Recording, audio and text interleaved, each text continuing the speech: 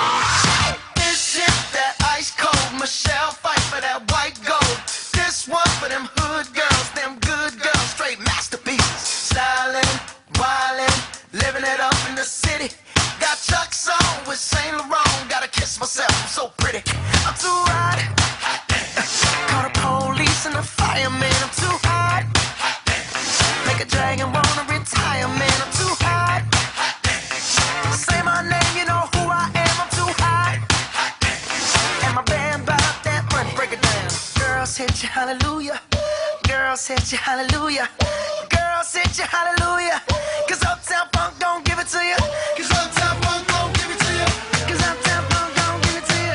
Saturday night and we in the spot, don't believe me, just watch.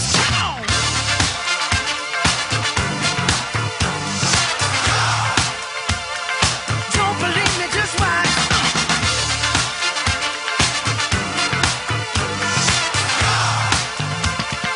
Don't believe me, just watch. Don't believe me, just watch. Don't believe me, just watch. Don't believe me, just watch. Hey, hey, hey, oh! Stop. Ah, yes. Well, looky here, ah, what do we have? Another pretty thing ready for me to grab.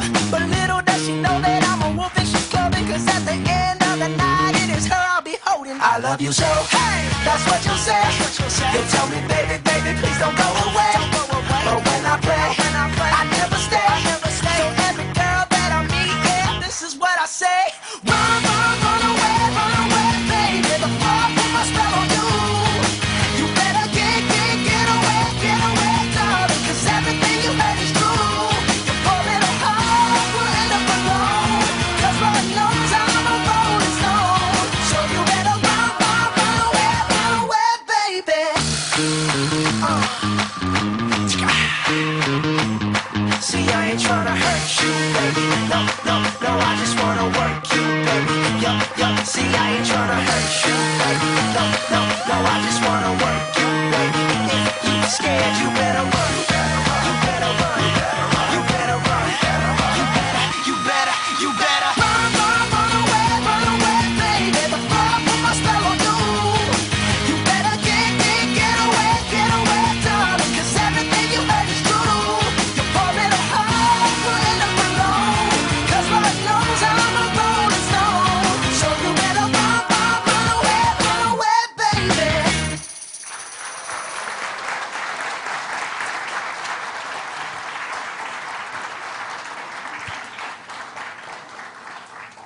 다음은 정용호 타경선 커플의 왈츠입니다. 왈츠의 3분의 2 박자를 느껴보시기 바랍니다.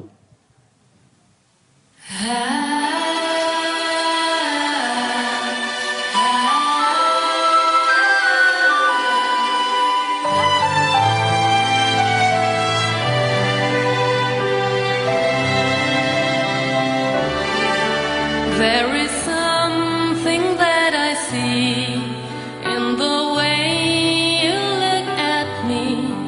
There's a smile, there's a truth in your eyes.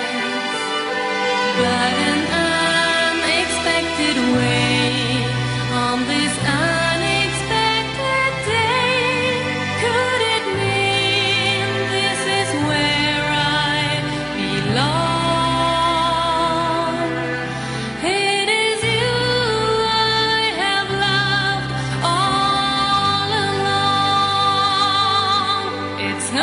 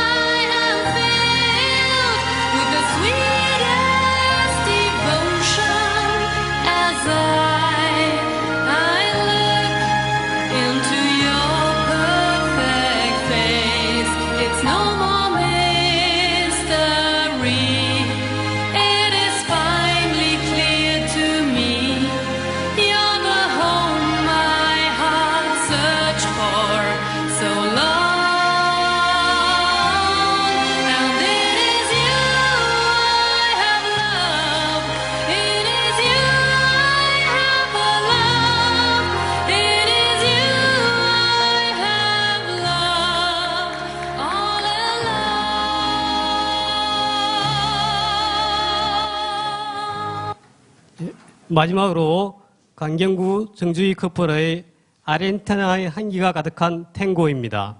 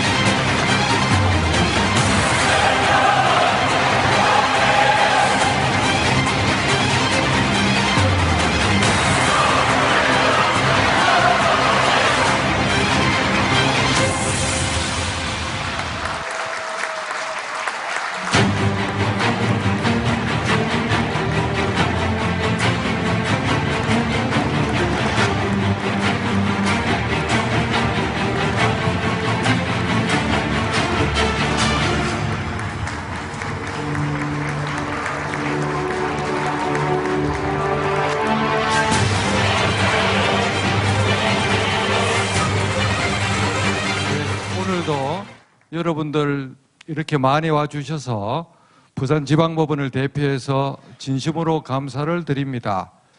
조금 전에 활기찬 그 무용은 두 분은 지역 대학생이고 두 분은 우리 법원 청사 직원입니다. 우리 법원에 댄스 동호회가 있습니다. 예. 오늘 우리 지역이 낳은 한국의 명감독 각경택 감독님은 여러분들이 잘 알지만 친구 감독으로서 또 검자탑 같은 실적을 이루었고 작년에는 극비수사 감독을 하셨습니다. 조금 전에 제가 차를 마시면서 호구 조사를 잠시 했습니다. 바로 밑에 있는 여동생님이 영화 제작 사업을 하고 계시고 저쪽에서 빙긋이 웃고 있는 또 동생은 여기 아주 유능한 검사로 있다가 지금 변호사로 개업하고 있습니다. 일어나서 좀 인사 좀 하시죠. 예. 각규택 변호사님입니다. 예. 아버님이 부친이 그 지역의 의사로서 많은 적선지가 보시행을 하셔서 이남 일녀가 다 자기 갈 길을 잘 가고 있는 그런 표본으로 우리 앞에 서 있습니다. 아버님께서 평안남도에서 월남에서 이 지역의 틀을 잡으셨다고 합니다. 그래서 각 감독님도 원래는 부친의 뜻을 쫓아서 의과대학에 입학했다가 분출하는 타고난 끼를 누를 수가 없어서 미국에 가서 영화를 본격적으로 공부해서 한국에 귀국하셨습니다. 주말에 제가 이 몸으로 여러분이 믿기 힘들겠지만 자가운전을 해서 부산서 서울까지 400km, 왕복 800km 운전을 하면서 그 차 안에서 그 최인철 교수님의 명강의를 쭉 들으면서 운전을 했습니다. 여러분이 생각할 때는 아주 미련한 짓을 했다고 생각하겠지만 요 사이는 그렇게 운전할 수 있도록 차가 우리 국산 차도 옵션을 잘 선택하면 반자율주행이 되어서 고속도로에서 엑셀레이터하고 브레이크를 한 번도 안 밟아도 앞차의 거리를 조정하고 차선도 자기가 알아서 갑니다. 예. 그런 차를 운전했는데 그 강연에서 최 교수님이 여러 가지를 강조했는데 제 평소 생각하고 같은 말이 이런 구절이 나옵니다. 사람이 살아가면서 자기 옆에 어떤 사람이 있는가, 누구를 만나는가 하는 것이 그것만큼 중요한 것이 없다 그랬습니다. 살아가면서 직장 동료나 친구나 배우자나 부모 자식이나 누가 옆에 자기 옆에 서 있는가에 따라서 그 사람의 인생이 결판이 납니다. 행복한 사람, 세상을 긍정적으로 보는 사람들 그룹 속에 서 있는 사람은 세상이 아름답게 보이는 기운을 매일 느끼고 남 욕만 하고 모든 것을 남의 탓으로 돌리고 나라 탓으로 돌리고 대통령 탓으로 돌리고 그런 사람 옆에 서 있으면 그 사람도 불행해집니다. 1급수하고 3급수가 모이면 상급수가 됩니다. 흔히 나쁜 의미로 친구 따라 강남 가고 유유상종한다 그러지만 그게 진리입니다. 친구가 잘 돼야 자기가 잘 되는 겁니다. 우리나라에는 사촌이 땅 사면 배가 아프다 그랬는데 러시아 속담에는 사촌이 땅을 사야 배가 부르다는 속담이 있습니다. 사촌과 친구가 땅을 사야 거기에서 농사가 지어서 추수하면 떨어뜨리는 알곡이라도 있으면 옆에서 주워 먹을 수도 있는 겁니다.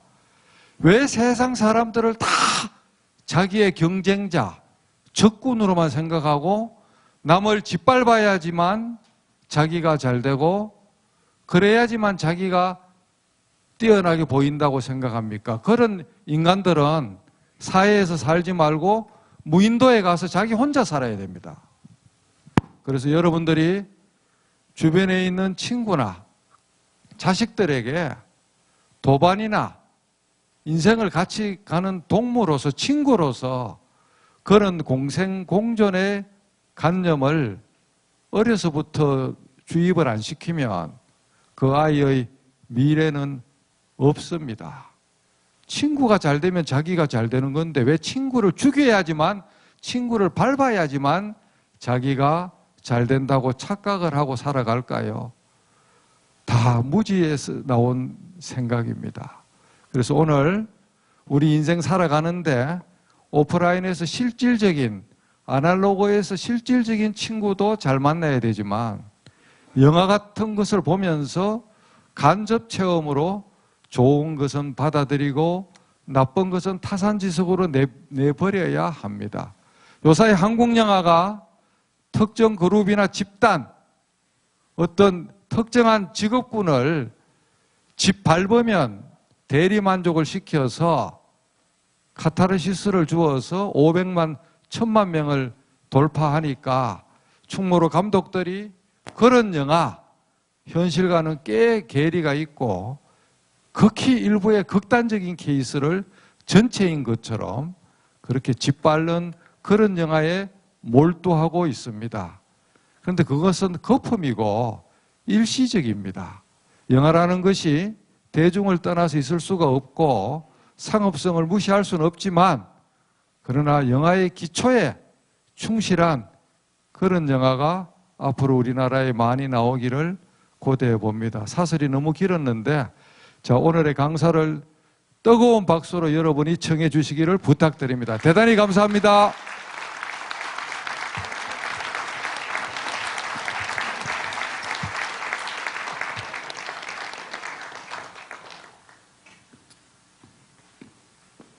안녕하십니까.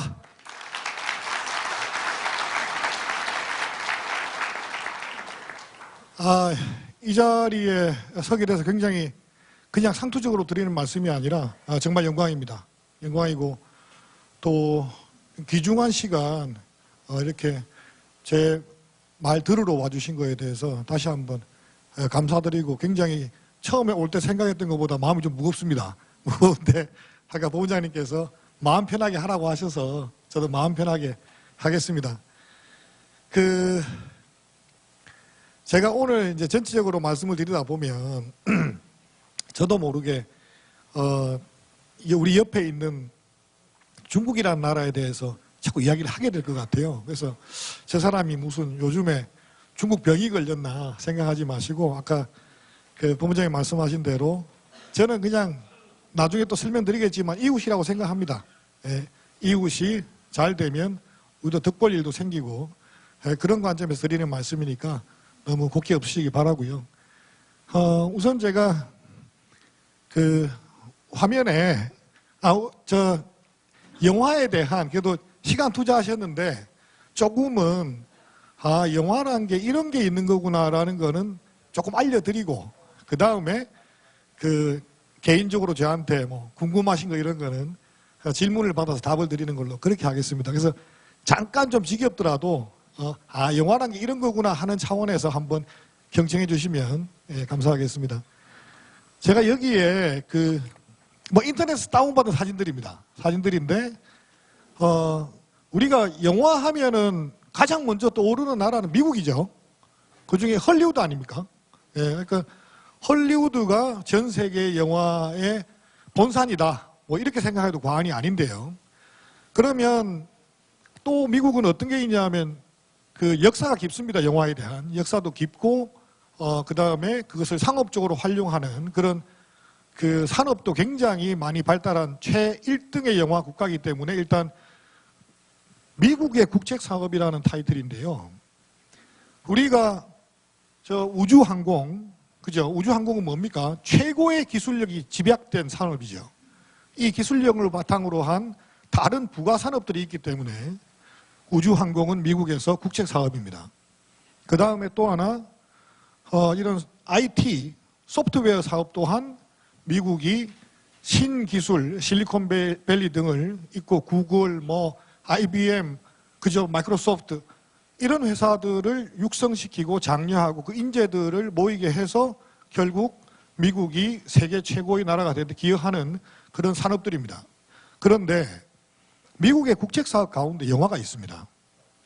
이 왜 그러냐 하면 영화는 그냥 배우들 나오고 재미있게 우리가 보고 신나게 즐기는 건데 저게 무슨 국책사업일까? 라고 생각하는 분이 계실 것 같아서 설명을 드리면요. 우리 영화 보러 갈 때 제일 먼저 영화 고르는 기준이 뭡니까? 주인공. 누가 나오노? 이거죠. 저도 영화 찍고 있으면 아는 분들이 야, 영화 찍었나? 찍었습니다. 주인공이 누구? 이게 가장 중요하거든요. 왜냐하면 우리는 영화 속에서 영화 속 주인공과 나를 동일시 싱크를 시키고 싶은 그런 관객으로서의 기본적 욕망이 있습니다. 그래서 주인공을 영어로는 히어로라고 하죠. 저 영화 속에 활약하는 영웅이 마치 나인 것처럼 그렇게 생각한단 말이에요. 그러면 그 사람들이 나오는 멋진 뭐 디카프리오나 이런 배우들이 멋진 배우 나와서 멋있게 활약하다 보면 그 사람은 어떻게 하게 됩니까? 좋아하게 되죠. 좋아하게 되고 그 사람이 나오는 광고도 보게 되고 그 다음에 그 사람이 다음 작품 또 찍으면 또 그 영화도 보고 싶고 그래서 스타 비즈니스에 굉장히 중요합니다. 여러분들 나중에 또 이야기하겠지만 송중기라는 배우가 태양의 후예 가지고 지금 그 본인과 회사에 얼마를 벌어주고 있다 뭐 이런 얘기 들어보셨죠? 그런 것처럼 미국은 아예 초창기부터 이 영화 산업, 스타 비즈니스는 엄청난 돈이 된다는 걸 알았습니다. 거기다가 또 뭐가 있냐면요.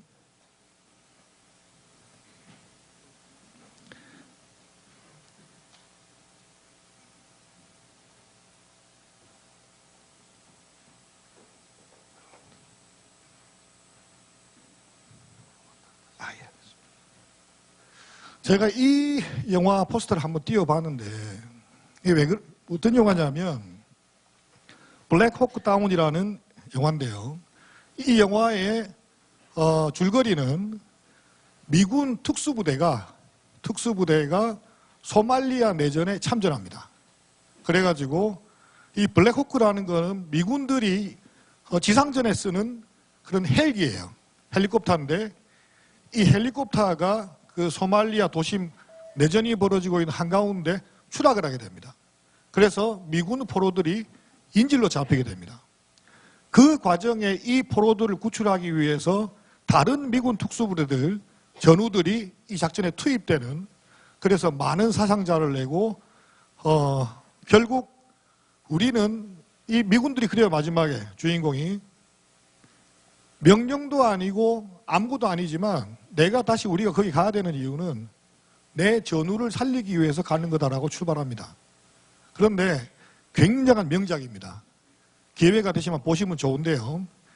이 영화를 미국에서 제작을 했고 이 영화에 대한 반향으로 전적인 이유는 아니겠지만 미군이 소말리아에서 철수하는 그런 계기를 만들어준 영화입니다. 그런데 자 그러면 아까 제가 그런 말씀 드렸죠. 국책사업이다. 미국이 왜 영화라는 거를 국가가 책임지고 발전시켜야 되는 사업으로 만들었을까? 자, 스타 비즈니스 돈 된다. 그죠? 예, 그 다음에 영화를 세계 각국에 막 팔아먹죠. 예, 팔아먹으면서 그 엄청난 수입을 가져갑니다. 또 뭐가 있냐면요. 자, 저도 어릴 때 미국 영화 보고 자랐거든요.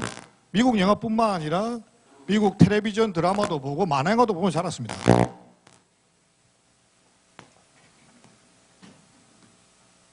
그런데 그렇게 자라다 보면요. 나도 모르게 미국 사람들이 정의로워 보입니다. 저 사람들이 멋있고 잘생기고 정의롭고 마치 나하고 만나면 나를 챙겨줄 것 같고 나도 모르게 이런 인식들이 들어요. 그래서 미 국방부에는요. 이 영화가 미국의 위상을 드높이는데 기여한다라고 생각하면 헬리콥터, 잠수함, 모든 군사 장비들을 무료로 대여해 줍니다. 그러니까 우리가 흔히 생각할 때 미국 영화는 예산이 많으니까 그냥 그거 갖다 그 예산 속에서 뭐 컴퓨터 그래픽 하고 뭐 하지 않겠나 생각하시죠? 안 그렇습니다. 모든 이 뭐 발사 장면 필요한 것들, 그 다음에 항공모함에서의 촬영이 필요한 거기에 대한 이착륙 이런 거 미 국방부에서 다 지원해 줍니다. 그거는 자, 이 영화가 해외로 수출되고 관객들이 미국이라는 나라를 이렇게 좋게 생각할 수 있겠구나 라는 일종의 선전 효과 때문에 그렇습니다. 그러면 또 영화라는 이렇게 미국이 영화라는 매체를 이렇게 활용을 하고 있는데 과연 영화라는 게 뭘까를 잠깐만 좀 설명드릴게요.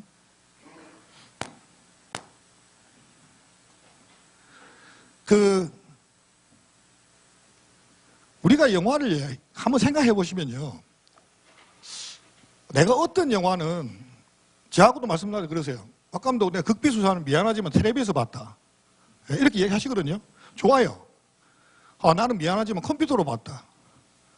나는 극장 가서 봤다. 막 그러시거든요. 희한하게 우리가 어떤 영화를 보고 나면요. 머릿속에 그 사이즈가 남아 있습니다. 한번 생각해 보세요. 내가 어떤 영화를 봤는데 TV로 봤는지 핸드폰으로 봤는지 극장에서 봤는지 다 기억에 남습니다. 그러니까 단지 이걸 보는 행위 자체가 문제가 아니라 물리적으로 내가 어떠한 장소에서 어떠한 비주얼로 어떠한 사운드로 이 작품을 즐겼다라는 게 고스란히 남아있어요. 과거에 영화가 나오고 나서 영화가 나오고 TV가 그 다음에 나오고 그 다음에 또 요즘에는 홈시어터 이런 것들이 막 나올 때 많은 사람들이 영화는 갔다 그랬어요. 근데 영화는 끝날 것이다. 왜냐하면 집에서 다 보는데 영화를 왜 보나? TV를 보고 말지. 근데 지금 어떻습니까? 몇십 년이 지나도 영화 산업은 더 잘 돼요. 그럼 왜 잘 되느냐 한번 생각해 보면 아까 말씀드린 것처럼 분명히 우리는 사이즈, 크기가 주는 힘을 즐깁니다. 즐기고 TV는 물론 케이블 시청료 내고 하지만 항상 느낌이 어떻습니까? 고정 돈만 내면 내가 좋아하는 프로 골라서 보죠. 약간 머릿속에 싸고 공짜라는 생각을 해요. 대신 광고를 봐주죠. 내가 이 프로그램 보는 대신 광고를 봐주면, 광고에 나를 노출시켜주면, 그러면 저거는 공짜로 보는 거라는 생각을 하거든요. 근데 영화는 안 그렇습니다. 여러분이 영화를 한번 본다고 생각하시면 요즘에 보통 9,000원 10,000원 하죠. 저도 마찬가지, 여러분도 마찬가지. 영화 보러 가려고 그러면 일단 무슨 영화를 하노? 그죠? 골라야죠. 고르고 같이 갈 사람. 네. 같이 갈 사람도 찾아야 되고 몇십 거를 볼 거기 때문에 앞뒤로 밥은 어떻게 할까? 또 고민하죠. 그러면 그 계산을 다 해가지고 대충 얼마쯤 들겠다 생각해서 연락해가지고 영화를 보러 간단 말이에요. 그러면 2만 원 하고 그 다음에 안에 들어가서 뭐 사 먹는 거 또 한 2만 원 하고 나와서 밥 먹고 차 마시고 이러면 반나절이 날아가요. 그렇게 한편 행사처럼 보는 게 영화인데, 그러면 이렇게 작전을 짜가지고 극장에 들어가서, 극장에 이렇게 들어가면 이보다 훨씬 크죠. 들어가면 기본적으로 어둡죠. 어둡고 내 시야는 영화 화면이 꽉 채워줍니다. 그리고 영화가 시작되고 사운드는, 이 소리는 엄청난 스피커 시스템으로 옆에 사람하고 속삭이는 거 이외에는 다른 소리는 전혀 안 들리게끔 그렇게 나를 압도하는 공간이 있단 말이에요. 물리적으로 생각해봐도 내가 집에 앉아갖고 리모컨 들고 TV 보는 거하고 극장에 내 발로 내 돈 주고 찾아가가지고 어렵게 시간 내서 가서 그 나를 압도하는 공간 속에 나를 1시간 반, 2시간 그 이상 노출시키는 행위는 굉장히 다른 겁니다. 자, 그러면 이 두 개는 어떤 차이가 있습니까? 결국 이런 사이즈들이 있는데 결국 사이트 앤 사운드, 눈과 귀의 감각을 통해서 뇌 속에다가 엄청난 저장을 하게 되는 겁니다. 저장력이 굉장히 강한 곳에 TV나 다른 매체를 보는 것보다 훨씬 강하게 인식이 됩니다. 그렇기 때문에 우리가 흔히 와, 진짜 영화 한 편 본 것 같은, 영화에 나오는 장면 같은, 그런 추억 속에, 기억 속에 영화의 한 장면들이 강하게 뇌리에 꽂혀 있는 겁니다. 그리고 영화는 때로는 아까 우리 본부장님 말씀하신 것처럼 굉장히 바람직하지 못한 어떤 현상을 나타내기도 합니다. 저도 어떤 영화들은 보고 나면 굉장히 좀 마음이 불편할 정도로 왜 저런 영화에 사람들이 이렇게 동의를 하고, 뭐 예를 들면 깨놓고 이야기해 볼게요. 자, 최근에 했던 뭐 베테랑, 그죠? 뭐 이런 영화를 보면 그 베테랑이나 내부자들 뭐 1,000만 이상씩 든 그런 영화들이죠. 재밌어요. 재미있고 감독이 노력도 많이 했고, 노력도 많이 했고 배우들도 있기를 잘했는데, 이제 거기에는 뭐가 있냐면 작가들이 풍자하고 싶은 아주 단면만 있죠.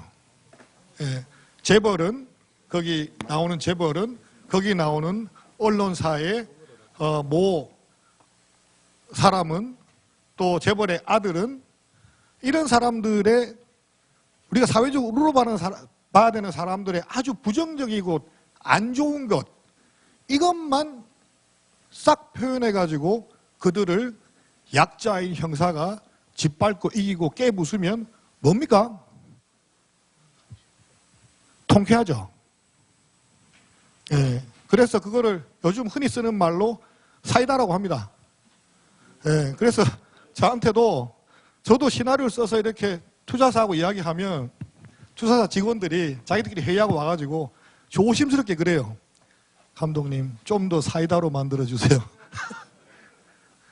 근데 항상 저도 천만 하고 싶고, 저도 뭐 어떤 자극적인 요소들로 뭘 해내고 그런 공식적인 룰에 따라하고 싶은 유혹도 많이 느낍니다, 사실. 저는 친구 뭐 오래전에 800 몇십만 이후로 1,000만 감독의 대례도 못 들어받고 했기 때문에 어느 직원이 와서 이 소재는 너무 좋은데 감독님이 요것만 이렇게 고쳐주시면 사이다로 1000만 이상 갑니다. 그러면 유혹되죠. 예, 유혹되는데 저는 그렇게 생각해요. 제가 들었던 모 대기업의 총수 이런 분들은 엄청나게 부지런한 사람들입니다. 대부분이. 그리고 자식 교육도 굉장히 엄하게 시킵니다. 우리 부러진 화살 영화 보신 분 계시겠지만 저도 보긴 봤는데 좋게 안 봤습니다. 거기에도 아주 편협적인 그런 재판 장면이 나옵니다. 물론 사람이 어느 장소가 그런 상황이 만들 수 있겠죠. 하지만 그건 절대 다가 아니에요. 마치 0.1%도 안 되는 것을 이게 90%인 것처럼 그렇게 부풀려서 자극을 하고 선동을 해내는 그런 기능으로서의 영화도 분명히 존재합니다. 왜냐? 영화가 제일 처음 발달했던 거는 미국이 아니라 소련입니다. 공산국가입니다. 공산국가에서 뭐가 제일 중요합니까? 선전선동이 제일 중요하단 말이에요. 그렇기 때문에 영화를 선전선동의 매체로서 제일 잘 활용했고 그 문법적인 기초를 다졌던 것이 동구 유럽, 러시아를 비롯한 소련, 그런 나라들입니다. 미국도 그렇게 본인의 영화들을, 그 자국의 영화들을 활용을 해요. 즐거움이라는 것 밑에다가 메시지를 담아놓고 영향력을 담아 넣습니다. 도가니라는 영화, 우리나라에서는 또 굉장히 보기 힘든 영화지만, 보기 불편한 영화지만 저 영화 동안 사람들한테 어떤 감정적인 동의를 얻는 바람에 도가니법이라는 것도 만들어지고 했습니다. 그래서 영화는 여러분이 그냥 단순히 보고 즐기는 것 이외에, 죄송합니다. 물 조금만 마시겠습니다.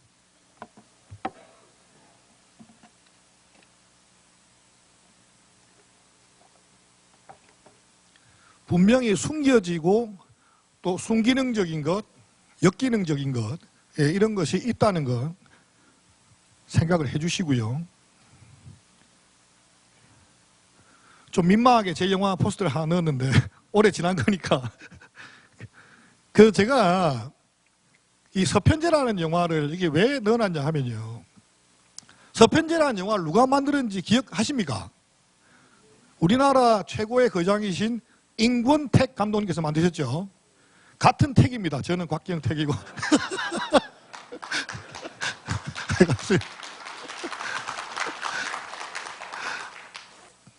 죄송합니다. 이 서편제라는 영화를요, 제가 왜 이걸 틀어놨냐면, 임권택 감독님이요, 옛날에는 미국 영화 한 편 수입하려면 한국 영화를 4편을 찍어야 수입할 수 있는 쿼터를 줬어요. 그래서 미국 영화를 수입해 무조건 돈을 버는데 나라에서 야, 너 그 한국 영화 4편 만들면 하나 줄게. 이래가지고 영화를 막 찍어냈습니다. 그걸 우리 뭐라 합니까? 방화라 그러죠, 방화. 옛날에 방화라 그랬거든요. 근데 이 방화를 막 짓던 시절부터 엄청나게 그런 때로는 본인의 어떤 작품적 역량을 막 드러낸 작품도 있지만 또 그런 영화들 찍기 위해서 본인 스스로의 어떤 기술을 팔아야 되는 그런 작업도 많으셨던 분이에요. 그러니까 100편 이상 찍으셨죠. 예. 근데 이제 그런 시절을 거친 감독님인데 이 감독님이 이 앞에 했던 작품이 여러분도 다 기억하실 겁니다. 장군의 아들이라는 작품이 있습니다. 그죠? 장군의 아들은 지금 생각해, 여러분도 기억도 하시죠? 그 영화, 그죠? 그 영화를 해가지고 이 제작자가 돈을 너무 많이 버는 거예요. 원래는 그 제목이 장군의 아들이 아니었는데 그거를 장군의 아들로 제목을 바꾸고 또 신인을 공모하고 홍보를 굉장히 잘하고 또 영화 되게 재밌게 나와가지고 그 영화가 대박이 난 겁니다. 그래서 2까지 했어요. 2도 대박이 났어요. 그래서 그 제작자가 감독한테 오래된 사이니까 이 감독 내가 너무 고마워서 그런데 혹시 평소에 찍고 싶은 영화 있으면 아무거나 한번 찍어. 그런 거예요. 흥행 안 해도 좋아. 내가 얼마 정도 줄 테니까 그걸로 찍고 싶은 거나 한번 찍으시게. 이러고 돈을 드린 거예요. 그래서 이 감독님이 본인이 이제 그 전라도 출신의 그런 판소리에 대한 관심이 많으셔가지고 이 이야기 한번 해보고 싶다고 하셔서 이 이야기를요 버스 타고 가다가 전 스태프들이 버스 타고 쭉 가다가 잠깐 여기 한번 서봐 이러면 여기서 찍자 오늘 이렇게 찍은 거예요. 그러니까 그 당시에 배우들도 김명곤 씨인가요? 그분이 나왔고 또 여자 배우들도 여자 배우 주인공도 당시에 신인이었습니다. 그 신인 배우들 주인공을 데리고 본인이 돈 벌 생각 안 하고 그냥 하고 싶은 대로 그렇게 찍으신 거예요. 그런데 이 영화가 개봉할 때쯤에 김영삼 대통령이 됐습니다. 그래서 우리 임기 초반에다 인기 좋지 않습니까? 그래가지고 이분이 신문에다가 내가 서편제를 봤는데 울었다 이렇게 하신 거예요. 그래서 일반 사람들이 이 새로운 대통령이 영화를 봤는데 울었단다. 우리나라도 우는 거 얼마나 좋아합니까? 그죠? 다 극장에 간 거예요. 가가지고 또 막 이렇게 오정의 연기에 감동해서 우는 사람, 뭐 모르고 하품하다가 우는 사람, 또 눈물은 막 흘렸습니다. 안 됐죠, 그 영화 내용도 보면. 그랬는데 이 영화가 그렇게 욕심 없이 찍은 영화인데 이게 완전 지금처럼 이야기하는 뭐 1000만 이런 건 아니라도 지금 스코어로 치면 한 7, 800만 정도의 그런 또 대박이 났습니다. 대박이 났고 산업적으로 이 영화가 갖고 있는 굉장히 특이한 기록 중에 하나가 뭐냐면 공식 관객 집계 서울 기록이 100만이 넘은 영화예요. 당시에는요, 여러분도 어릴 때 극장 가면 아시겠지만 극장 들어가면 어쩝니까? 표 주면 반쯤 집어갖고 옷에 팍 박죠. 예? 그거 들어간다 아닙니까? 그게 그러면 우리가 흔히 생각해봐도 세금 계산이 됐겠어요? 안 되죠, 전혀. 그런데 이런 것들을 사회가 발전함에 따라 가지고 극장을 정비하면서 자, 우리도 이제 좀 전선하고 투명화하자 해가지고 그동안 다 감춰져 있었던 그런 누락 집계들, 세금 때문에 그런 누락 집계들이 수면 위로 올라오면서 서울 관객 100만 이상을 기록한 첫 영화였습니다. 예, 그게 굉장히 영화사적으로 현대 영화적 의미가 있는 작품이어서 설명을 드리고요. 그 다음에 이 두 번째 작품은 쉬리라는 영화인데요. 강재규 감독입니다. 이 감독님은 그전에도 작품 성공했었어요. 다 잘 찍다가 이 작품이 당시에 제작비가 30억이 들었습니다. 지금 우리 평균 제작비가 한 50억 되거든요. 평균 제작비가. 30억 제작비를 당시에 마련할 때는 영화계에 난리가 났습니다. 돌았다. 30억을 하려면 그러면 관객이 몇백만이 들어와야 되는데 저 사람이 드디어 2번 성공하고 나더니 은행나무 침대 이런 걸로 성공하고 나더니 완전히 이제 갔구나. 예. 그렇게 생각하던 와중에 감독의 뚝심으로 저 영화를 제작을 해냈습니다. 해냈는데 김영삼 대통령의 이야기를 조금만 더 드리면 김영삼 대통령께서 그 당시에 서편제라는 영화를 보시고 또 그 즈음에 어떤 영화가 나왔냐면요. 주라기 공원이 나왔어요. 아시죠? 하필 심영래 감독님의 티라노의 발톱과 같은 시기에 나와가지고 심영래 감독님은 작살나고 주라기 공원만 확 떴는데 이 주라기 공원을 보시고 나서 영화 한 편 만든 수익이 현대차 400만 대를 판가하고 갔다더라. 발표한 거예요. 자, 대통령이 발표하면 어찌 됩니까? 우리나라 기업들은 영화 사업을 해야 되죠. 대통령이 금방 인기 있는 대통령이 자, 앞으로 우리나라의 먹거리는 이겁니다 라고 이야기했는데 현대, 대우, 삼성, LG 이런 데서 무시하면 됩니까? 그래서 다들 영상산업단이라는 걸 만들었습니다. 그래서 한 번도 안 해본 영화 산업에 뛰어들고 뮤직비디오를 제작하고 음반 산업을 했어요. 5년 후에 다 망했습니다. 다 철수했습니다. 그런데 이 슈리라는 작품은 그 마지막 끝 무렵에 만들어졌고, 다행히도 CJ라는 회사는 그 만들었던 회사를 계속 유지해서 지금은 엔터 쪽으로 영화뿐만 아니라 방송 이런 엔터 쪽 굉장히 굴지의 자리를 잡은 그런 회사가 됐고요. 저는 대기업에서 사람을 채용해서 이 사업에 열심히 일해봐 하고 나서 이 사업을 닫으면 그냥 다시 우리가 뽑은 사람이니까 데려다가 다른 부서에 쓰는 줄 알았거든요. 근데 안 쓰더라고요. 다 잘라버리더라고요. 이 5년 동안 열심히 했는데 뭐 이 사업이 없어졌으니까 어쩌겠노? 나가라. 잘려요. 그럼 이 사람들이 나와가지고 처음에는 나 공부 잘해갖고 열심히 서울대 연구대 들어가고 어디 뭐 들어가서 입사까지 했는데, 아니 전체적으로 준비가 안 된 시장에 나를 가서 열심히 하라고 하고 나니까 나가라 그런다고? 할 수 없이 나오죠. 힘이 없으니까. 대체 어떻게 해야 됩니까? 자기가 먹고 살 방법을 자기가 고민할 수밖에 없어요. 그래서 이 나온 쫓겨난 인재들이 다시 막 방법을 찾습니다. 자기가 먹고 살 방법을. 그래서 영화판에 금융권의 돈들을 가져오기 시작합니다. 예. 그래서 저는 잘 모르지만 그 금융에는 어떤 금융에 따라서 이런 게 있답니다. 굉장히 안정적이고 수익을 조금 내는 것부터 시작해서 굉장히 수익은 많이 날 수 있으나 되게 위험한 것, 이런 포트폴리오가 있는데 맨 마지막에 영화 하나 끼워 넣었대요. 그래가지고 한국 영화가 살아남은 거예요. 저는 그렇게 해석을 하거든요. 그리고 이런 이제 이어지는 말씀은 또 다음 장에 드리기로 하고, 근데 쉬리가 만들어져 가지고 당시에 우리나라에서 듣도 보도 못한 숫자 500 몇십만을 합니다. 예, 500 몇십만을 하고 이상한 일이 하나 벌어지는데 이 영화가 일본에 팔립니다. 일본에 팔려서 일본에서 100만 이상의 스코어가 들어요. 근데 그거는 단지 영화 힘뿐만 아니라 마케팅의 효과도 있습니다. 수입해 간 사람이 굉장히 열정적으로 팔았어요. 그래가지고 일본에서는 한때 한국 영화를 막 샀어요. 사가지고 자국 영화 극장에 막 틀었어요.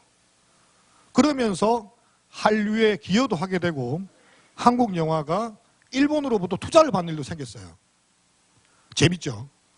그런데 이렇게 성공을 하고 힐이라는 영화는 대기업의 마지막 투자 자본 가지고 만들어진 건데, 이게 없어지고 나서 이 친구라는 작품은 어떻게 됐냐면요, 여러분이 잘 아시는 그 미래 에셋이라는 그런, 당시에 지금은 크진 않았지만 그런 금융자본에서 투자한 그런 영화였습니다. 그래서 여기서도 지금 뭐 대우까지 인수했던 그분, 박현주 회장인가 그분인데, 그분이 영화 산업을 한번 해보자 해가지고 만들어서 세 번째 작품인가 투자했던 작품이 이 친구입니다. 당시에는 저도 뭐 지금 와서 드리는 솔직한 말씀이지만 이 영화가 800 몇십만이 될 거라고는 생각도 못했죠. 제발 30만만 넘어라. 그러면 다음 작품을 또 찍을 수 있다. 예, 저희 기준이 그랬거든요. 서울에서 30만 넘으면 전국 100만 되고, 그러면 감독은 그 다음 작품 기회에 또 간다. 그 생각밖에 안 했어요.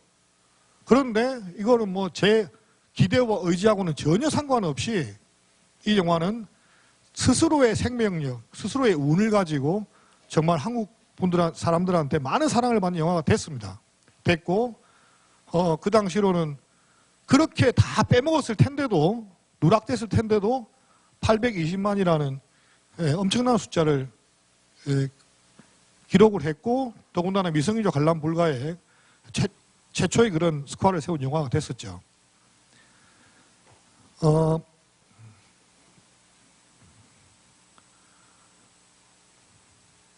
그 일본 이야기를 좀 하면요, 일본은 지금 저기 흑백 사진으로 있는 분이 구로자와 아키라라는 일본의 전설적인 감독입니다. 그리고 저 감독님의 작품들은 60년대 이럴 때는 정말 여러분이 아시는 뭐 칸느 영화제 이런 데서 다 그랑프리를 먹고 했던 세계적인 감독, 또 스필버그 감독이나 어떤 누구들도 다 저분의 작품에서 내가 감화를 받았다, 저분의 작품에서 영화적인 영감을 받았다라고 이야기할 정도로 일본의 최고의 영화의 거장입니다.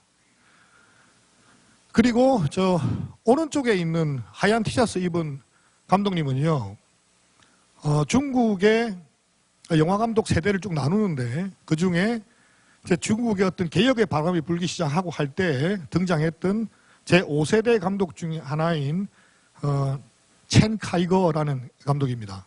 저분은 이제 여러분도 들어보셨을 장애모 이런 감독들하고 북경대 영화학과 동기들이에요, 다. 근데 저분이 저 무국이라는 영화를 2005년도에 제 기억으로는 그런데요, 한 10년쯤 전이죠. 저걸 제작했는데 당시에도 중국에서 저 감독님이 워낙 거장이어서 내가 중국뿐만 아니라 아시아를 통째로 한번 감동시킬 만한 대작을 만들어야 되겠다 하시고는 그 한국 배우 장동건, 그리고 여기 보이는 일본 배우, 그리고 중국의 유명한 또 배우들 이렇게 다 포함시켜가지고 무극이라는 영화를 만들었어요. 만들었는데 이 영화 제가 지금 드리는 말씀은 사실 모 언론사의 칼럼으로 쓴 적이 있어서 보신 분도 있으시겠지만 다시 한 번 더 말씀드리겠습니다. 에피소드니까. 이 영화를 제작하고 나서 그 시사회를 하는 날이었습니다. 그때 엄청나게 큰 극장에 수천 명이 들어가는 극장에서 감독님과 배우들이 다 무대 위에서 인사하고 다 같이 영화를 처음 보는 그런 날이 있었거든요. 그때 장동건, 그리고 이 일본 배우, 그리고 감독님 이렇게 쭉 섰어요. 서고 장동건 씨는 한국말로 자기 소개를 하고 마지막에 인사만 쉐쉐 하고 하니까 박수를 막 쳤어요, 사람들이. 근데 이 중국 배우는 뭔가 좀 기분이 이상했는지 중국말로 자기 소개를 준비를 해왔더래요. 그래가지고 중국말로 자기를 막 열심히 소개하고 마지막에 인사를 했는데 아무도 박수를 안 치는 사람들이 수천 명이. 그 시쳇말로 되게 뻘쭘하죠. 그래서 감독이 불편하니까 데리고 들어간 거예요. 들어가가지고 중간에 자리에 앉아서 이제 영화를 보기 시작하는데 영화 속에 저 일본 장수는, 일본 사람은 착한 편으로 나옵니다. 착한 편으로 나오는데 한 3분의 2쯤에 중국 배우, 악역을 하는 중국 배우한테 칼을 팍 맞아요. 그때 사람들이 다 박수를 친 거예요. 일본 놈 죽었다고. 그러니까 약속한 것도 아니고 미리 계획한 것도 아니에요. 이 배우가 나가버리더랍니다. 그래서 장동건이 따라 나갔대요. 따라 나갔더니 이 사람이 극장 뒤쪽에서 손을 들들 떨면서 담배를 피고 있더래요. 그래서 네 잘못이 아니다 라고 이야기했더니 자기는 다 필요 없고 다시는 중국 올 일도 없고 중국이라는 나라 아무것도 안 한다 그러더래요. 근데 이게 그 사람 잘못이 아니에요. 왜냐하면 이 배우는 배우지를 못했어요.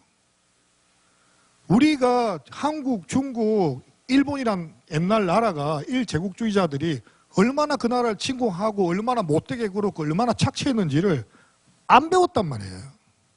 안 가르쳐주니까. 교과서에는 우리가 이 동북아시아의 번영에 일본이 먼저 선진화가 돼가지고 많은 도움을 주고 발전에 기틀을 닦아줬다라고 돼 있지, 가가지고 괴롭혔다고 난징 대학살이 뭐 또 이런 얘기 안 배웠단 말이에요. 그러니까 중국 사람들이 나한테 왜 이런지를 알 수가 없는 거예요. 그냥 얼핏 들은 거, 옛날에 전쟁통에 좀 골치 아팠대, 이 정도밖에 모르고 있는 거예요. 그래서 어떤 일이 벌어집니까? 지금은 한류 스타들은요, 중국을 가든 베트남을 가든 인도네시아를 가든 환영받습니다. 드라마만 좋고 영화만 좋고 연기 잘하면. 일본 배우들은요, 환영 못 받습니다. 예, 중국 배우들은 중국에서 일본 스타가 뭐가 됐다라고 들어본 적은 없어요, 전혀. 심지어는 지금도 중국에를 가면 어떤 택시 기사님들은 그 일본 영사 부인이 겪은 일인데요. 택시 타고 가다가 나 어디 좀 대달라 그랬더니 발음이 이상하니까 혹시 일본 사람이냐 물어보더래요. 그렇다고 그러니까 내리라 그러더래요. 일본 사람 안 태운다고. 그 정도로 이 반일 항일에 대한 뿌리는 저희보다 훨씬 깊습니다. 중국 사람들이. 근데 그들이 과거 잘못을 인정하고 그 다음에 처벌할 사람은 제대로 했어야 됐고, 그리고 그것을 같은 이웃 국가들하고 문화적인 교류를 잘 하려면 자기 인식과 반성부도 있어야 되는데 그게 없다는 것이 지금 일본의 스타들이 절대로 국내용밖에 될 수 없는 그런 처지에 이르게 됐습니다. 지금 미국에도 못 갑니다. 왜냐? 미국 배우 쓰기, 할리우드에서 동양인 한 사람 필요한데 미국 배우 쓰겠어요? 중국 배우 쓰겠어요? 차라리 한국 배우나 중국 배우 쓰지. 왜냐하면 안 보거든요. 일본 사람이 나오면. 예, 그런 어떤 아이러니가 있다는 것도 알아주시고요. 근데 이제 이 중국은요, 저희 나라가 옛날에 한국 영화는 맨날 무슨 뭐 뻐꾸기 무슨 시리즈나 나오고 앵두새 뭐 이런 거나 하고 뭐 그래 한심하게 생각할 때가 있었죠. 그때가 언제입니까? 그때가 군인들이 이 나라의 정권을 잡고 있을 때입니다. 그리고 오래 전이고 그 이후로 국민들의 노력 때문에 많은 민주화가 이루어졌죠. 민주화가 이루어지면서 어떤 까지 이루어졌습니까? 상상도 자기 마음대로 할 수 있게 됐어요. 그랬는데 지금 중국도 한편으로 마찬가지 그런 과도기를 겪고 있습니다. 대신 아직도 그들은 나라가 크고 사람이 많다 보니까 우리처럼 빨리 이렇게 변하지는 못해요. 하지만 굉장히 자금을 앞서서 엄청나게 빨리 변하고 있는데 이 중국도 과거 공산주의, 지금도 공산주의지만 그런 어떤 당으로부터의 지침 이런 것들이 굉장히 지금보다 훨씬 셀 때가 있었기 때문에 그때 중국 영화들은 거의 관제 영화 수준이에요.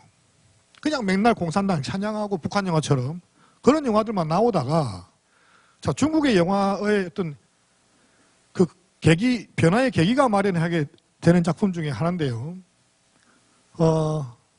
홍콩 아시죠? 홍콩이 원래는 영국 식민지였죠. 그랬다가 91년도인가에 다시 중국으로 반환이 됐습니다. 그죠? 예, 그러면 우리가 아는 주윤발과 이런 배우들이 다 중국 사람이 돼야 되는 거예요. 영국 여권을 갖고 있다가 빨간색 중국 여권을 바꿔야 되는 거예요. 그래서 이 사람들이 나는 중국 사람이 돼가지고는 절대 뭘 못하겠다 싶어서 도망을 갔습니다.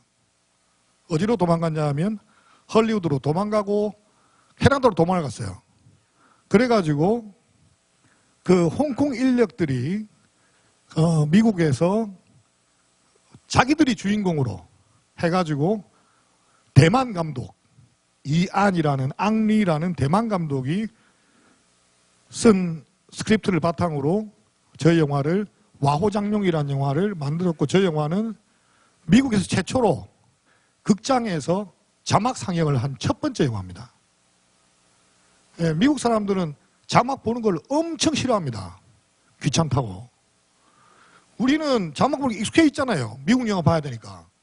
근데 미국 사람들은요, 우리가 영화 세계 1등인데 그냥 뭐 저 외국 애들도 다 영어로 해서 찍으라 그래. 왜 우리가 이 자막을 귀찮게 봐야 돼? 이런 생각을 하고 있단 말이에요. 그래서 예술 영화들 빼놓고는 상업 영화들은 자막으로 본 영화가 없어요. 우리하고 다릅니다. 근데 저 영화는 그렇게 상영이 됐고 저 영화는 아카데미상 시상식에서 상을 탔고 감독상을 탔고 감독은 그 자리에서 이 영화를 전 세계 화교애들에게 바친다고 이야기를 했습니다. 그것도 중국말로. 예, 그래가지고 그 이후에 여러분이 잘 아시는 성룡. 예, 이 성룡이요. 여러분은 그냥 제가 추석 때 우리 설 때 보면 텔레비에서 맨날 구르고 띠놓고 하던 그런 배우가 아니에요. 지금 우리 영화 개봉한다고 하면 옛날에는 젊은데 지금 막 쭈글쭈글 해가지고 텔레비 예능 프로 나와가지고 막 애들하고 닭싸움하고 이런 성룡이 사실은 우리가 알고 있는 성룡인데요. 미국에서의 성룡은요, 엄청난 사람입니다. 동양인으로서는 유일하게 장난감 가게에서 이 사람의 모형 인형을 팔아요. 예. 그리고 이 사람은요, 전 세계 영화 시장에서 수조를 가진 부자입니다. 수십조인지는 모르겠어요. 수조를 가진 부자고, 전체 중국 20억 가까이 되는 중국 다 합치면, 흩어져서 다 합치면 그 정도 되는 중국 인구의 영화 산업에서는 넘버 원입니다. 그만큼 큰 사람이에요. 예. 근데 왜 한국 와가지고 이렇게 그 프로에 닭싸움하고 하겠습니까? 프로페셔널이라서 그래요. 자기 영화를 팔려고 사람들한테 보게 하고 자기를 알리려면 다 해요, 그런 거. 나 쪽팔려서 그런 거 안 해. 이런 거 안 그래요. 성룡이 얼마나 일에 미쳐서 산 사람이냐면요. 일화가 있는데 아주 오랜만에 이혼을 했고 오랜만에 자기 아들이 보고 싶은 거예요. 그래서 아들 다니는 초등학교 앞에 가요. 가가지고 꽃이랑 선물이랑 쫙 사들고 생일에 맞춰가지고 기다리고 있었어요. 아무리 기다려도 아들이 안 나오는 거예요. 전화번호 알아봐가지고 전화를 했어요, 아들한테. 너 혹시 학교 그만뒀니? 아빠 어디세요? 너 다니는 어느 초등학교야? 아빠 저 고등학생이잖아요. 그만큼 이 사람은요, 밖에서 지 영화 찍으러 다니고 뭐 하고 한다고 자식한테도요 애정을 줄 시간도 없었고 함께 보는 추억도 없어요. 굉장히 그분한테 좀 미안하고 개인적인 어떤 영화계 사람들 많은 이야기입니다만은, 그래서 애를 어떻게 했습니까? 돈으로 키웠어요. 엄청난 용돈을 줬고 거기에 대한 자기 미안한 마음을 다 돈으로 해소하게 했어요. 어찌 됩니까 그러면? 벨이죠. 예, 그래서 아들은 별로 안 좋습니다, 지금 상태가. 여기 지금 흐릿하게 저 맨 오른쪽에 이거 포스터 보이시죠? 혹시 이게 미인어라는 최근에 중국에서 개봉된 영화인데 혹시 보신 분 있습니까? 예, 없으시네요. 홍콩이 나온 또 하나의 천재 감독이 있습니다. 주성치라고. 예, 엄청나게 웃기는 감독입니다. 옛날에 소림축구 뭐 이런 거 만들어서 쿵후허슬 이런 거 만들어가지고 대박이 난 감독이에요. 근데 이 감독이 코미디의 1인자예요. 근데 우리가 보면 좀 안 웃길 수도 있어요. 근데 저는 개인적으로 굉장히 웃겨요, 그 코미디가. 이 양반이 올해 초에 만들어서 개봉한 영화입니다. 미인어. 인어들에 대한 이야기예요. 근데 꼭 보세요, 한번. 어떻게 보면 야, 곽경택 감독 상태 안 좋네, 이걸 보고 재밌다고 하나라고 저를 뭐라 그럴 수도 있고, 저하고 똑같이 박장대소하면서 떼굴떼굴 구를 수도 있어요. 그런데 이 작품이 중국에서 흥행된 비하인드 스토리를 좀 말씀을 드리면, 원래 주성치라는 감독은 홍콩 사람이어서요, 중국 본토에는 그렇게 사업적인 파트너가 센 사람이 없었어요. 근데 중국의 그 큰 땅덩어리를 13억 인구고 홍콩은 700만 인구인데 700만 중에 한 사람, 제주에 있는 사람이 아무리 잘나서 그 큰 땅덩어리를 어떻게 다 장악합니까? 중국 본토 사람하고 인연이 맺어야 되지. 근데 또 중국 사람들이 보통이 아니거든요. 절대 손해간질 안 하고 무조건 비즈니스적으로 냉정하단 말이에요. 열심히 영화 만드는데 쿵호슨이나 이런 작품들이 생각만큼 돈을 많이 못 벌었어요. 그래서 이 영화를 만들고 이제 편집을 다 끝내놨는데 중국 사람 몇 명이 찾아온 거예요. 나 이 영화 좀 살게. 그러니까 우리나라하고 다르게 중국은 아직까지도 영화를 찍고 있는데도 딜을 합니다. 자, 네가 이거 뭐 10억에 만드는 영화에 네가 1억 투자했으면 내가 네 1억 주고 2억을 더 줄 테니까 그 1억만큼을 내한테 주라. 10분의 1을. 이렇게 막 흥정이 오고 가요. 그런 환경인데 이제 이 주성치 감독 이거 안 팔라고 3천억 원을 주면 받게 이런 거예요.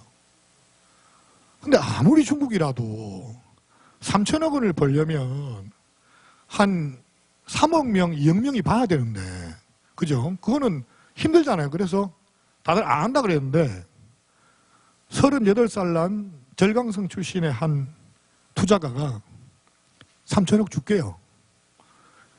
줬어요.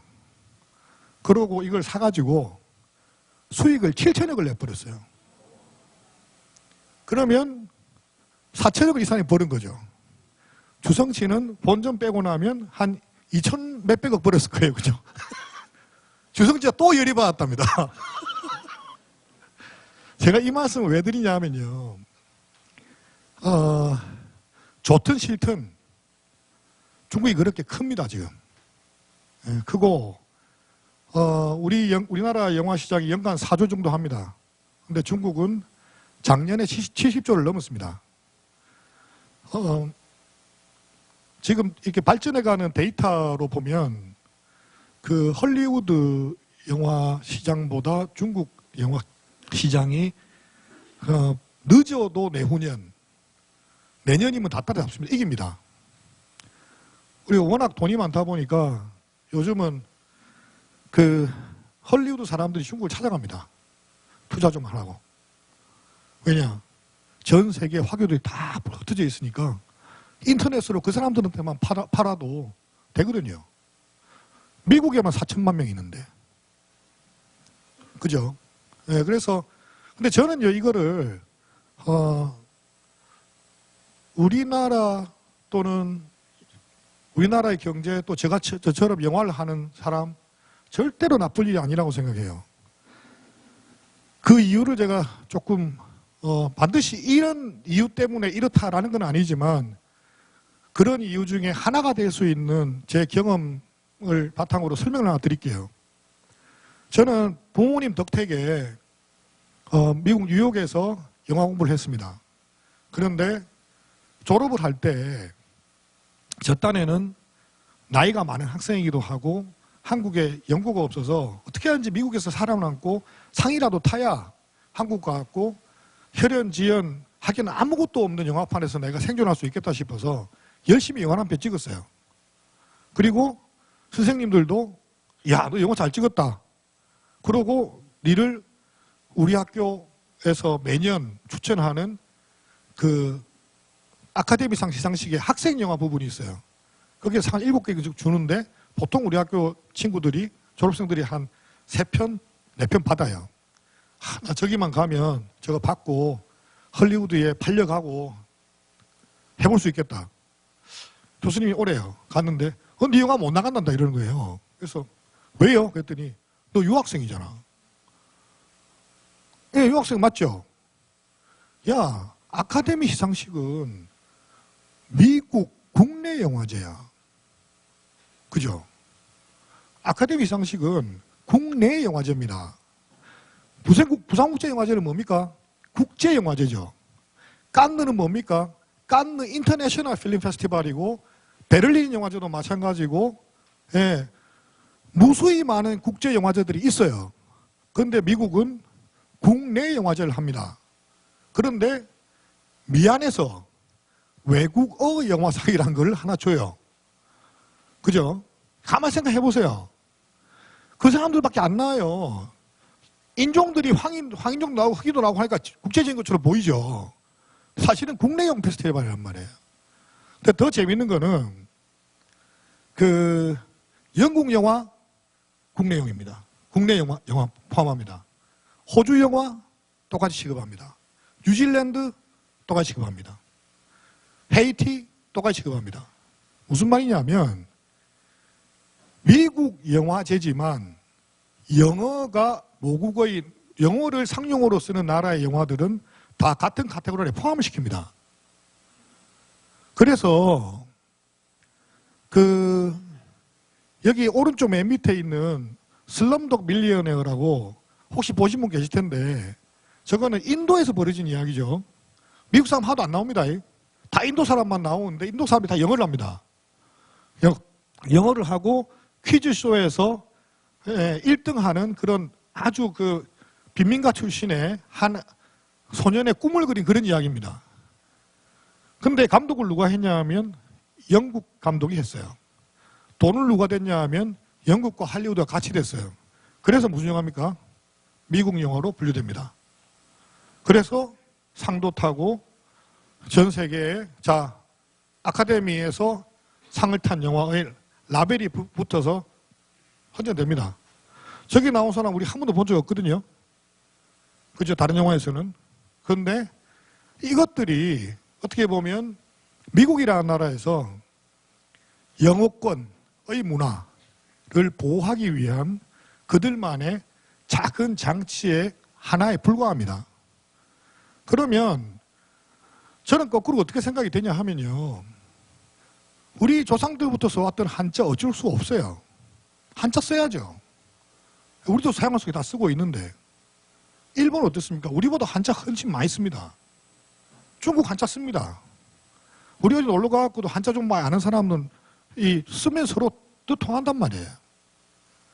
같은 한자 문화권이에요. 같은 말을 쓰지는 않지만. 그리고 우리는 여러분도 한류 다 아시지만 지금 우리나라 배우들, 아티스트들 중국 가면 얼마나 환대받습니까? 그죠? 예. 그것은 단지 그 사람이 찍은 작품이 얼마에 팔렸다가 아니라 호감도를 갖게 됩니다. 그리고 아직은 중국이 공산당이고 공산 일당 체제고 모든 그 과정도 선거나 어떤 자유로운 상상에 자기 선택에서 이루어지는 게 아닙니다. 경제는 굉장히 그렇지만 그 정치적으로나 이 생활의 습관 자체는 투표란 걸 해본 적이 없는 사람들이에요. 자기 생각을 마음대로 표현하기 없는 사람이에요. 제가 지난번에 만든 영화 극비수사라는 영화 있거든요. 중국에 수출 안 됩니다. 왜 안 되냐면 거기에 사주라는 미신이 있기 때문에. 그죠? 공포영화 중국에 상영 안 됩니다. 왜냐? 인민의 정서를 해칠 우려가 있기 때문에. 그래서 기준은 간단해요. 인민의 정서를 해칠 우려가 있는 작품은 상영이 금지된다 해요. 시나리오 32개의 항목으로 다 검사합니다. 조금이라도 뭐 공안이 잘못한 일, 정치적인 이야기, 과도한 무슨 그 폭력성 다 안 됩니다. 그래서 아직까지 그 중국 어떤 아티스트들, 스타들, 엔터테이너들이 우리나라 관객을 사로잡고 주변 국가들의 관객을 사로잡을 만한 그런 스타는 아직까지 배출하기 힘들어요. 국내용은 가능하겠죠. 그래서 우리는 다행히 그들보다는 훨씬 아직 상상이 자유롭고 훨씬 그 토양 속에서 자라온 지금의 아티스트들이 뭔가를 해낼 수 있는 그런 가능성은 훨씬 많습니다. 그 우리나라 영화도 중국 사람처럼 설립에 도전했습니다. 전지현 씨가 칼 들고 막 이렇게 뛰어다니면서 이렇게 공포영화 비슷하게 했던 블러드라는 영화가 오래전에 나오기도 했었고, 여러분이 잘 아시는 라스트 갓파더 심영래 감독님이 가가지고 찍었죠. 저것도 있어. 그 다음에 장동건 씨가 뭐 외국 배우하고의 키스신이 있다면서 해가지고 했는데 다 어찌 됐습니까? 다 망했습니다. 다 망했는데 제가 앞에 보여드린 그 중국 작품들 중에 이 두 개, 미국에 성공했던 저 스타들 감독들 있죠. 작품들 있죠. 저 작품이 나오기 전까지는 수많은 작품들이 미국 시장에서 힘들게 고전을 면치 못했습니다. 그러다가 그것이 쌓여서 그 도전의 노하우와 의지가 쌓여서 결국에 이런 작품들이 미국 사람들한테도 동양인이 주인공하는 작품들이 인기를 얻게 되는 겁니다. 그래서 저는 비록 이런 작품들이 신지식인 1호 해가지고 나랏돈 가지고 다 말아먹었네 어쩌네 장동건이 저거 나가서 저 하려면 말라 영화 찍었노 이래 생각할 게 아니라 이런 노력들과 시도는 결국에는 그 결실을 맺는다고 생각하고 미국의 주류 시장에도 주류 영화 시장에도 끊임없는 도전이 이루어져야 된다고 봅니다. 그 마지막으로요. 그러면 우리나라 영화의 돌파구 우리나라는 뭡니까? 다른 사업 하시는 분도 마찬가지죠. 우리 어릴 때 배우기는 1억 정도는 돼야 인구가 1억 정도는 돼야 어떤 산업으로서 그 규모를 유지하고 버틸 수 있다라고 하는데 우리나라는 1억이 안 되잖아요. 5천만 아닙니까? 그죠? 일본은 1억 3천만쯤 되고 하니까 그쪽은 또 그렇게 살아남을 수 있는데 우리는 이 5천만밖에 안 되는 인구 속에서 뭘 하나 만들어내도 사업적인 규모가 그만큼 이렇게 못 견딘대요. 그럼 결국에는 우리가 만든 뭔가를 가지고 시장을 넓혀나가는 수밖에 없어요. 그것이 아까 이야기했던 것처럼 미국 시장이어도 되고 또 시리가 그랬던 것처럼 일본 시장이어도 되고 지금 태양의회가 그런 것처럼 영어는 아니지만 저런 것처럼 아시아 시장이어도 되고 그렇습니다. 그래서 반드시 중국을 겨냥한 뭔가 이런 것보다는 어떤 시도든지 계속 있어야 되는데 이별계약이라는 저 작품은요 그렇게 대박친 작품은 아닙니다. 중국에서 오기환 감독님이라는 분이 그 우리나라 오래전에 개봉했던 영화 선물이라는 영화 있거든요. 그 영화를 중국식으로 리메이크 하신 겁니다. 그래가지고 저 영화가 만들어져서 꽤 흥행했습니다. 했고 미스터 고라는 저 작품은 중국하고 한국하고 합작한 작품입니다. 같이 투자를 해가지고 했지만 중국에서는 웬만큼 했는데 좀 실패했죠. 그렇지만 그 기술력이 남아가지고 저 컴퓨터 그래픽을 만든 회사는 지금 중국에서 투자도 받고 상장해서 거의 한 1,500억 가까이 되는 그런 상장사가 되어 있기도 합니다. 태양의 후예는 제가 드라마지만 넣어놓은 이유가 후배 감독이 작가로 참여했던 영화기도 하고 드라마기도 하고 그 다음에 태양의 후예의 영화판 판권이 판권만 중국으로 이미 팔렸다는 소식도 들어서 이런 다양한 형태의 우리나라뿐만 아니라 주변국 우리는 일본처럼 그럴 일은 없을 테니까 교류하고 힘합치고 해서 동양의 엔터테인먼트를 대표하는 그런 문화의 핵심적인 역할을 할 수 있는 그런 자질을 가진 사람들이 저희들이라고 생각합니다. 하여튼 좀 덥고 지루하셨을 텐데 들어서 감사드리고 제가 시간이 정확하게 얼마나 남았는지 모르겠지만 평소에 좀 궁금하시던 거 이런 거 몇 가지 질문 받고 마치도록 하겠습니다.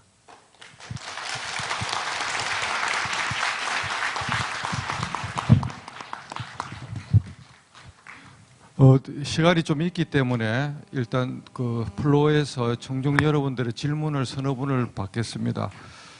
잠깐 제가 질문 받기 전에 요약을 하자면 한국 영화의 역사, 그다음에 한국, 중국, 일본, 미국 영화의 어떤 산업적인 측면을 쭉 잘 짚어주셨습니다. 자, 오늘 이 주제와 관련해서 질문하실 분은 질문을 받겠습니다. 손을 들고 요청을 해 주시죠. 손 든 분한테는 마이크 준비해 주세요. 꼭 이 주제와 관련이 없어도 되고요. 그냥 궁금하신 거, 영화 속에 궁금하신 거. 여기 주시죠. 그냥 질문 하나 하면 바로 답변 받고 다음 질문으로 넘어가는 식으로 그래 하겠습니다. 1인당 질문을 1개로 제한하겠습니다. 감독님 다음 작품은 어떤 게 준비하고 계신가요? 네. 다음 작품은 제가 좀 구상 중이긴 한데요. 사실은 지금 여기 이 자리에서 이렇게 이 작품입니다라고 말씀드리긴 조금 이른 것 같습니다. 왜냐하면 그 영화가 이제 만들어질 때는 그 아이디어 과정을 거치고 그 다음에 또 시나리오화 시키고 캐스팅을 해가지고 투자자하고 동의를 얻어내야 되고 막 이래야 되기 때문에 저 혼자만 아직 계획에 있지 아직 그 순서의 절반도 못 밟아간 단계라 구상만 있을 따름이어서 당장 한국의 다음 영화는 뭐라고 말씀드리기 그럴 것 같고 그 다음에 또 이렇게 저희들 미리미리 하거든요. 미리미리 다음 할 것도 준비하고 하는데 뭐 중국으로부터 제의받은 작품도 하나 있고 또 헐리우드는 아닌데 프로듀서가 한국 사람인 헐리우드에 일하는 사람이 한 분이 뭘 해보자고 해서 그것도 지금 그 이야기는 하고 있고 해서 그냥 안 쉬고 계속 꾸준히 작품 할 생각입니다. 거기에 대해서 정확하게 답변하면 청기를 누설하고 영업 비밀이 미리 침해되기 때문에 그래서 아마 이 정도 답변으로 만족하셔야 될 것 같습니다. 자, 또 예, 저기 손 들었습니다. 예. 저기 중간에.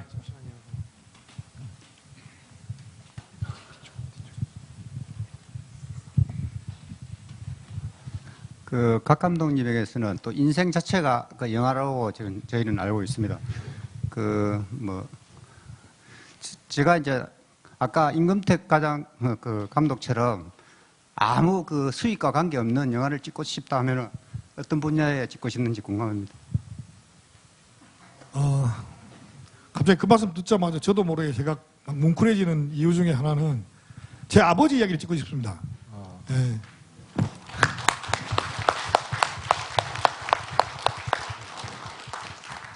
저희 아버지가 오래전에 제가 친구 끝나고 났을 때쯤에 항상 밥상머리에서 해주시던 본인의 살아온 이야기를 책으로 하나 쓰신 게 있어요. 제목은 소의 눈물이라는 책인데 거기에 나오는 그 몇 토막의 이야기가 언젠가는 꼭 내가 영화로 만들어 봐야 되겠다. 그렇게 생각하고 있습니다. 또 질문 한 분 정도 받고 조금 기다리세요. 뒤에 조금 기다리세요. 예. 예, 오늘 귀한 시간 내서 감사합니다. 제가 저기 강의를 들으면서 느낀 건 뭐냐니까 영화라면 여러 가지 이제 테마도 있고 여러 가지 뭐 예술성과 상업성 다 이제 어느 걸 추구하냐에 따라 달라지겠지만서는 어차피 흥행성이 제일 중요하다 생각이 됩니다만은 그러나 최근에 본 영화 중에서 이순신이라는 영화는 이제 역사성과 여러 가지 우리 민족에게 주는 아주 자긍심과 있는 반면에 흥행성도 가시 같다 생각되거든요. 그래 앞으로 이런 영화가 계속해서 더 만들어지면 우리 후세들한테도 상당히 우리 선조가 이랬구나 하는 것도 되고 그다음 재미성을 가미해서 흥행성을 가미해서 하면은 좀 더 관계도 많지 않을까 또 앞으로 한류가 더 널리 퍼지지 않을까 이런 생각에서 한번 또 이렇게 말씀을 올려봅니다. 예. 아마 명량이라는 영화를 말씀하시는 것 같습니다. 예. 질문이라기보다는 뭐 덕담으로 보고 저 뒤쪽에. 예. 예, 안녕하십니까. 감독님 팬입니다. 감사합니다. 예, 프로필을 봤는데 이게 2개 빼고는 잘 봤습니다. 다 봤고. 고맙습니다. 예, 꼭 한 가지 질문 드리고 싶었는데 감독님이 너무 뭐랄까 작가주의 감독인데 너무 상업 영화로 인식되지 않았나 생각이 들고요. 초기 작품 중에서 제가 명작으로 꼽는 게 억수탕을 굉장히 명작으로 뽑고 있습니다. 고맙습니다. 그때 감독님 연세가 아마 84번 정도로 알고 있는데요. 그때 한 30살 정도인데 어떻게 이런 시나리오를 쓸 수 있었는지 되게 궁금합니다. 꼭 질문 드리고 싶습니다. 네, 감사합니다. 저는 이제 66년생 말띠입니다. 말띠고 학번으로 치면 재수를 하긴 했지만 그냥 일반적으로 이야기하면 85학번이라고 이야기는 하는데요. 억수탕이라는 작품은 1997년도에 제가 31살 때 감독으로 저를 데뷔하게 한 그런 작품입니다. 근데 억수탕이 대부분 안 보였을 거니까 말씀을 드리면 동네 목욕탕 이야기입니다. 그래서 사람들이 그냥 섹시하지 않게 그냥 목욕탕 가는 것처럼 옷 벗고 나와요. 나오는 그런 영화인데 저는 그 이야기를 왜 했냐 하면요. 그때만 해도 말씀하신 것처럼 제가 학도로서 공부를 마치고 온 지 얼마 안 됐기 때문에 굉장히 작가주의 정신에 투철했던 것 같아요. 그래서 이 목욕탕이라는 공간은 정말 우리나라만 갖고 있는 특이한 공간이라고 생각을 했습니다. 물론 미국에도 뭐 유럽에도 사우나가 있고 일본에도 목욕탕이 있죠. 근데 이 타올을 특수하게 개발해서 막 때를 밀고 이게 벗겨져야 막 벌게 가지고 시원하다고 생각하는 사람은 우리나라 사람밖에 없는 것 같더라고요. 그리고 미국에서 이렇게 친구들이랑 외국에서 밥을 먹어보면 매운탕 같은 거 먹으면 깜짝 놀래요. 어떻게 끓고 있는 음식을 먹냐고. 입 다 태이면서. 그래서 저는 이 탕이라는 것이 굉장히 우리나라만 갖고 있는 독특한 거라고 생각했어요. 그래서 그 나름 저예산이지만 어떤 일상 속에 있는 우리만의 갖고 있는 독특한 문화, 이것을 한번 영화로 표현해보고 싶었는데 그 솔직히 의도한 바도 다소 없진 않지만 너무 노출이 많다 보니까 결국 비데오로 나와서 그 정상적인 영화 거기 안 꼽혀 있고 16mm 영화 코너에 제 작품이 막 꼽혀 있더라고요. 그런데 항상 갈등합니다. 예, 억수탕 때처럼 그런 어떤 정말로 좀 작가주의적인 그런 작품과 아니면 나와 내 스태프들, 내 가족들, 나를 믿고 투자해주는 사람들을 위해서 상업적인 타협을 할 것인가, 이런 거에 대한 끊임없는 그 고민 속에서 줄타기를 하며 사는 것 같습니다. 하지만 그렇게 말씀해 주시니까 명심해서 그쪽으로 생각을 많이 하겠습니다. 예, 그러면 제가 마무리를 다시 하자면, 아까 저희 방에서 차 한잔 할 때 우리 각 감독님이 무슨 글을 적는데 손가락으로 적길래 제가 말로 입력하는 것을 가르쳐 드렸습니다. 그래서 다음에는 시나리오를 길 가다가 생각이 날 때마다 말로 에버노트에 입력하는 방법으로는 완전히 터득하셨기 때문에 아무래도 대박 시나리오가 나오면 거기에는 1% 제 지분이 들어 있습니다. 인정하시죠? 예, 인정합니다. 우리가 살아가면서 지난번에도 한번 강조한 것 같은데 직업을, 자기가 평생 하는 업을 볼 때 돈벌이, 밥벌이, 잡, 생계 수단으로 자기의 업을 볼 거냐, 아니면 사회적 계급장, 스펙, 커리어로 자기 직업을 보느냐, 아니면 소명과 열정, 영성을 가진 자화실현의 하나의 수단으로 자기의 직업을 보느냐에 따라서 그 사람의 나이가 60 정도 되었을 때 표정도 바뀌고 그 사람이 성취한 모든 것이 세 갈래 길로 달라집니다. 최근에 문제되는 언론을 한 달 이상째 떠들썩하는 것은 그 직업을 밥벌이, 돈벌이 수단으로 본 사람들의 극단적인 케이스입니다. 대부분의 그 직종에 있는 분들은 그리 살고 있지 않기 때문에 0.1%를 보고 99.9%를 비난하는 일이 없도록 여러분에게 부탁드리고, 돈의 두께가 근심의 두께고 땅의 넓이가 근심의 넓이입니다. 자식한테 미리 상속해 주면 독극물을 주사하는 것과 똑같습니다. 그래서 다음 주에는 현충일 때문에 한 대목 쉬고 6월 13일 날 행복편지 박시호 이사장님이 인간은 어떻게 하면 좀 더 행복해질 수 있는가, 행복론의 근원적인 질문에 대해서 와서 명강의를 해 주실 겁니다. 오늘 영화라는 업을 자업이나 돈벌이나 자기의 완장으로 안 보고 소명의식으로 인생을 살아오신 각 감독님에게 뜨거운 박수를 부탁드립니다. 자, 앞으로 나와서 스타 감독님하고 기념 촬영을 하겠습니다. 대단히 감사합니다.